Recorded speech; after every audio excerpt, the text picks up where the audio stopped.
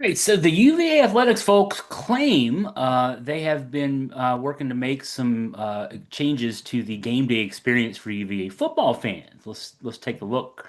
Chris Graham here, Augusta Free Press. I've been writing about this for years, that the folks at UVA Athletics have needed for a long, long time to do something to make the game day experience more exciting, palatable, fun, whatever. I mean, football, I love football. Football's fun. Some people need, kind of the dressing, the window dressing to make it more fun.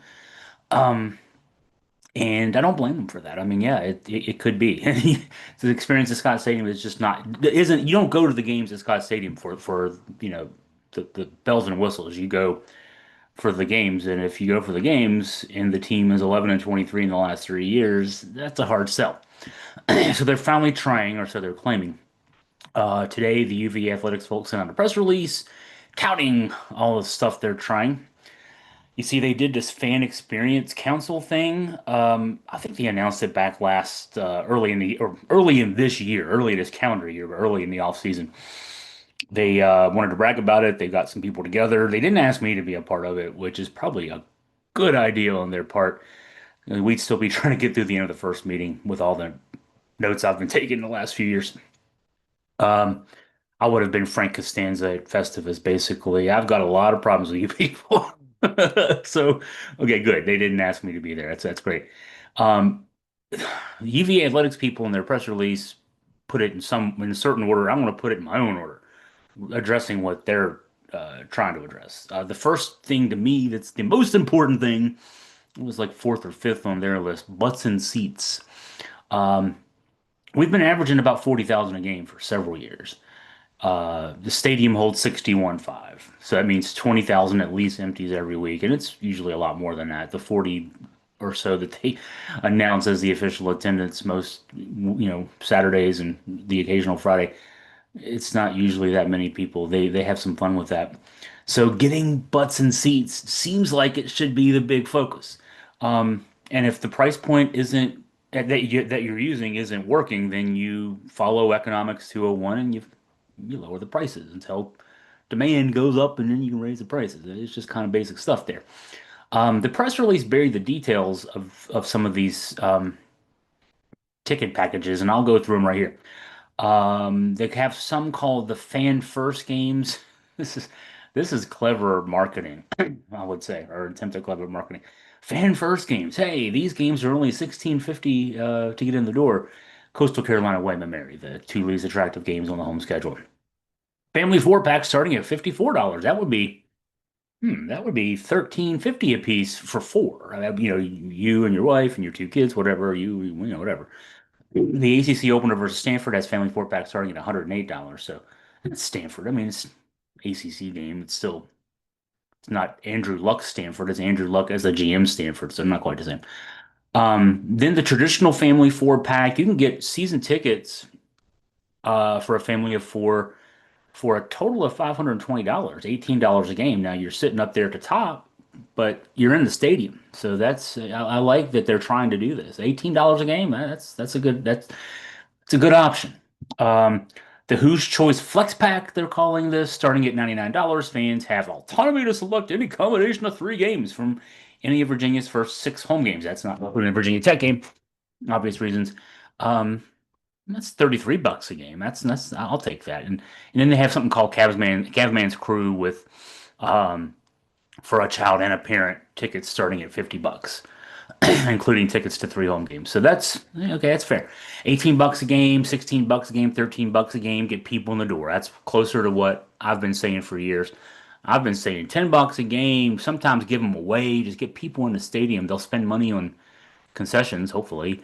They'll buy a sweatshirt, maybe a t-shirt or hat. I mean, the kid will have fun, hopefully, and even if they don't know that we lost the game, they'll, hey, I want to go back. When they're, in their 20s and 30s, they might want to go back and they'll, pay money then. Hopefully we're good then if football still exists then. Um, all right, second issue in the press release, transportation. This is a big one. I actually kind of found out how the other 99% live. I'm not one of the 1% elites or anything like that, but I do have a media credential and that gives me a media parking pass. And so, it's easier for people with parking passes.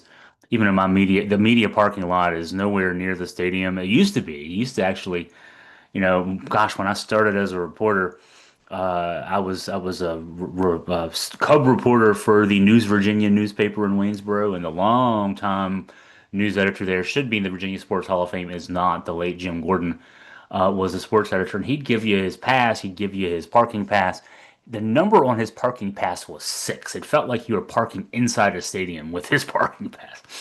The media lot now, I mean, they smartened up. They're trying to sell the stuff in the adjacent parking lots. They don't, but they're trying to sell those to people. And so years ago, they moved us media ink-stained wretches up to the top of Observatory Hill. When I say the top of Observatory Hill, I mean the top of Observatory Hill. It's a haul. And I am a stubborn person who walks because it just feels like I can. So it's not so bad going down the hill. Going back after the games isn't so fun. But last year, after one of the or before one of the games, actually, and get in the car, drive over, whatever, forgot my parking pass. And I mean, I live half hour away, but I didn't find this out until I was too close, and I was like, I'll just park at JPJ, take a bus over. I mean, because it was a hot day. Usually I'd walk down the hill and back up, but okay, I'll take the bus because it was a little bit. It's a little bit longer of a haul there. Waited 20 minutes, kind of just hanging out, looking at my phone, whatever. Yeah, no buses. Then finally a bus comes and there's a long line of people because people have been waiting for 20, 25 minutes. And I ended up just walking over anyway. And it turns out I probably should have just done that in the first place. But lesson being, I learned what the average fan goes through, who doesn't have, the great parking there right beside the stadium.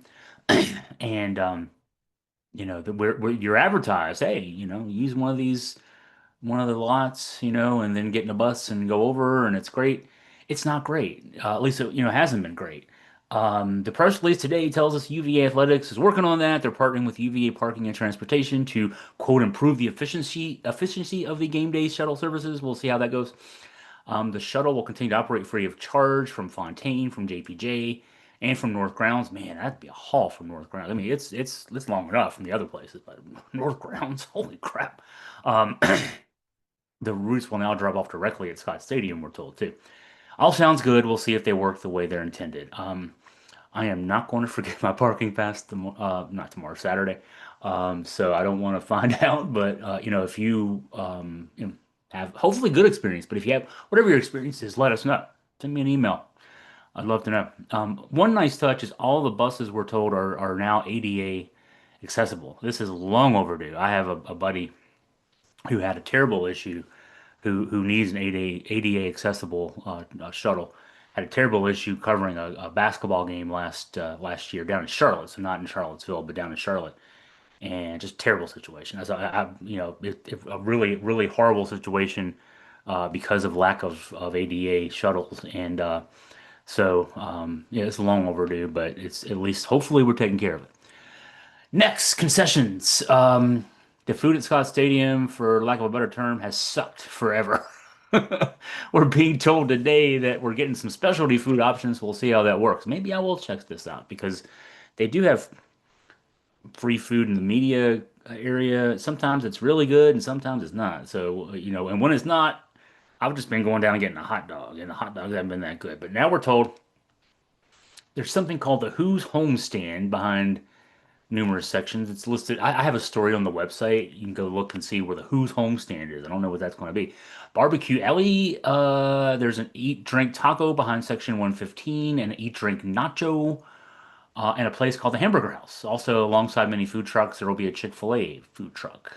Um, so it's Saturdays. Usually, there's a Friday night game this year, but Chick-fil-A can be open on a Saturday, right? They ran off the Gus Burger guy last year, so you won't be able to get a Gus Burger. Last, the Hill. Remember the disaster that was that very briefly, very short-lived policy of limiting access to the Hill. They quickly retreated on that. Now this year they're still going to keep the tech kids out in the last game. It'll just be UVA students with a student ID allowed on the Hill. The hill. The last time I was on the hill for a game was, I think it was 2011. I'm pretty sure it was 2011. It was one of the good year in the Mike London era. One of the good years in the, it was the good year in the London era for the Virginia Tech game that year. A 38 nothing loss. But the winner of the game was going to um, have what was it? Either a chance to finish. It was a chance to play in the ACC championship game. I think it was. 38 nothing loss. But Virginia could have won that game, kind of the championship game. My memory of that night, lots of passed out drunk people, I should say, drunked out. Yeah. Passed out drunk people. One passed out drunk kid laying at my feet in a pool of vomit. I pointed to, try to get the attention of one of the usher type people. They didn't care. Um, I don't know why people like to do that, but they do. That's okay. I'm not judging. And good news for those of y'all, the Bacchanalia Fest are back. So we'll see. Again, if you whatever your experience is this weekend, I would love to hear it. I want to try to when I'm going to get there to the game. Game's at 6 o'clock. Kickoff that is. So I'm gonna try to get there somewhat super early. Put my computer down, and then I want to walk around the stadium a little bit. I want to see some of this stuff. There's supposedly some like al fresco type places, where you can sit and have little stand-up tables, whatever, in a few spots. I'm gonna check out the food truck availability, at least look at the food and see if their concession stands are properly staffed. That's always been an issue in the past. So anyway, I wanted to get some on the ground, feel for this. But if you, want to share with me your experience, please feel free to do so and drop me a line, Chris at AugustaFreePress.com.